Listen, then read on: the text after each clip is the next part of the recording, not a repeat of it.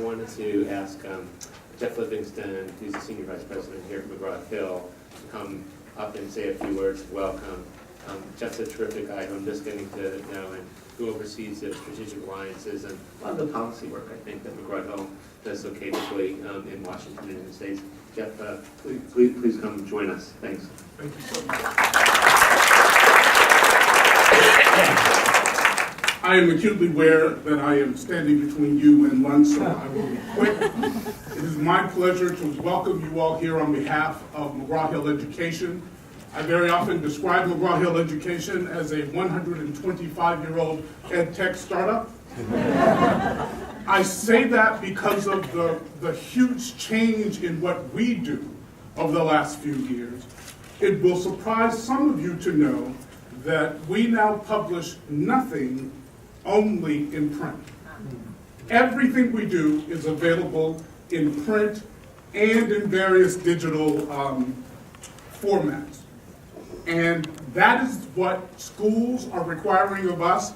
That is where we see the future of learning, and I think it's very important that this group of people should know that. But when I call us an ed tech startup, I have to make the distinction between the other ed tech startups that you have heard about. Because we have something that they don't, and it's not just funding. It's customers. We have to work on behalf of every school in the United States, every teacher in the United States, every school district in the United States, and not just charter schools within driving distance of the primary residence of a technology billionaire. It is important.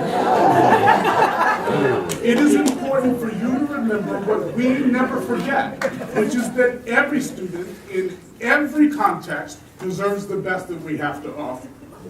Now, on the personal front, I will say that 35 years ago, you would have found me in Columbia, South Carolina, looking for the pliers that were necessary to turn our black and white television to Channel 25, South Carolina educational television, so I could watch Sesame Street. So I have to take this moment to thank Joan Ganz Cooney. I am standing in this place largely due to work that you did and people like you did, and I desperately hope that I am not the last generation of Americans to be born in one socioeconomic class and arrive at a different one later in life.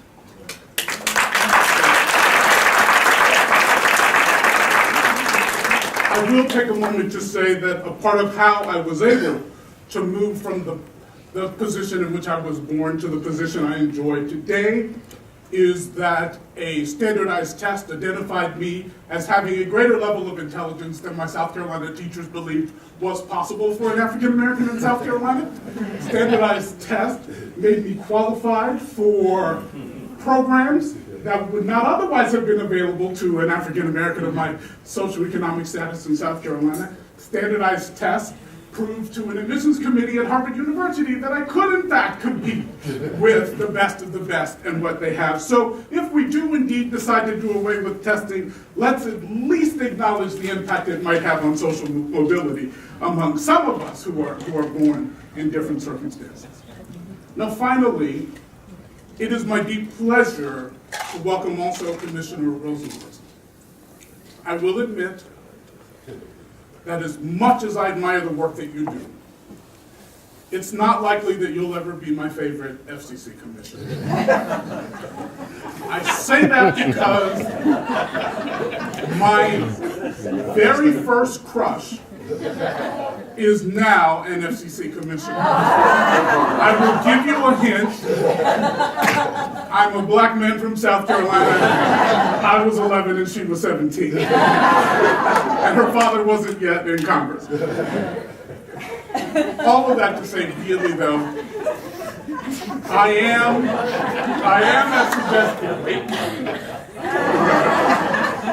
am as suggested in charge of McGraw-Hill Education's government relations these days, which means essentially that I am paid to listen to millionaires tell me about their granddaughter's favorite iPad app But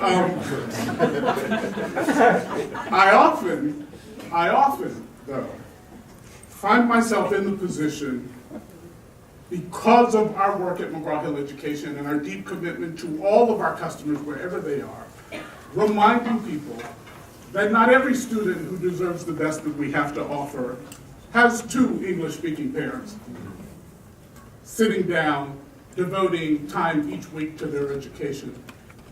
Not every student that we care about has the same home today that they had yesterday or will have next week.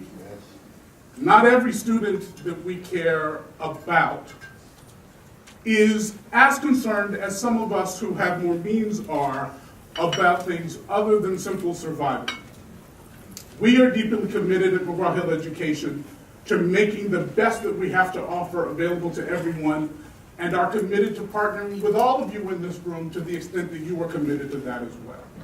Again, it is my joy to welcome you to this facility and to this conference. Please enjoy your lunch and listen attentively to everything that Commissioner Rosenberg has to say.